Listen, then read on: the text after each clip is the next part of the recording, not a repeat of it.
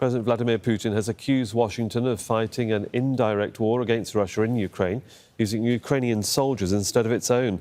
While the Russian president also dismissed the Patriot missile defence system pledged by Washington, D.C. Regarding Patriot missiles, it's a relatively old system. It doesn't work as well as our S-300. Nonetheless, those who are confronting us say this is a defensive weapon. Well, okay, but there will always be an antidote. So the people who are doing this are doing it in vain. It's just prolonging the conflict, that's all.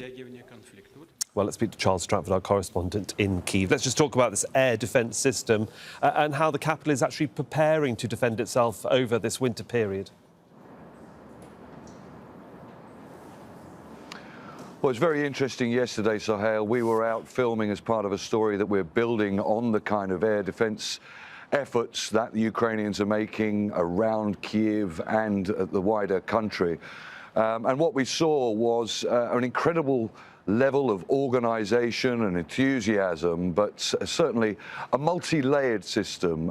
We were given access to what the Ukrainians describe as mobile air defence systems, and what struck us the most was the age of some of the weapons that they were using, mainly heavy machine guns, some bolted onto the back of trucks.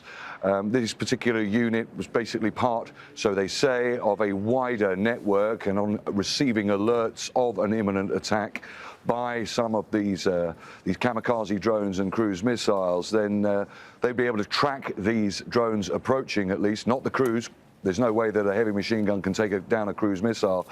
To follow these drones and take them down. We know that the Ukrainians have been very successful, by and large, in intercepting many of these kamikaze drones and cruise missiles, but we also know that these bombardments have had a devastating results, consequences on the kind of energy infrastructure here. There are millions of people still across Kyiv, the Kyiv region and the wider country, who are enduring rolling blackouts and heating problems because the authorities cannot get electricity to them on a 24-hour basis. And in the last 24 hours or so, Ukraine's energy minister has said that they're not going to be able to restore the full capacity, full working order of Ukraine's electrical grid system until the summer. And we are fully expecting more attacks by the Russians targeting this infrastructure.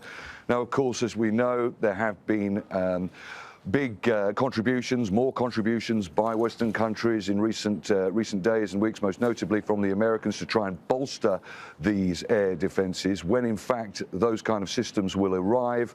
And of course, the complexities of training the Ukrainians to use them, it's debatable, and it's a big question as to when they are going to be ready to be used. So the situation here is still in crisis mode, as I say, with the prospect any time of more attacks. And of course, it's one of the many concerns that Kyiv has at the moment, Charles. So just bring us up to speed on what we know in terms of what's going on around Bakhmut at the moment.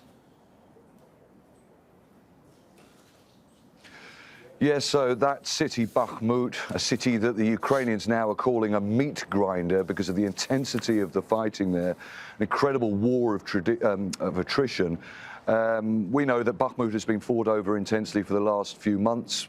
We also know that the Russians have made very little gains there, but certainly the Ukrainian military authorities are saying that on a daily basis they're getting probing attacks from the Russians from the north and the south of Bakhmut as they try and encircle the city.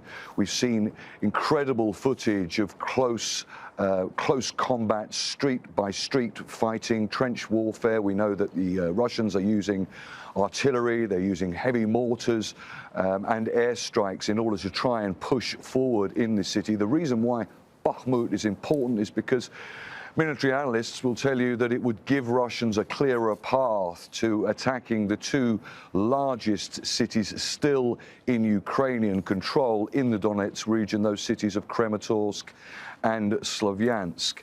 It's safe to say, though, that since those big gains were made by the Ukrainians in a counter-offensive in September and October, it has reached a bit of a stalemate in that area. And of course, that comes at a time when the Ukrainian military establishment are very concerned about what they describe as a potential winter offensive being planned by Russia.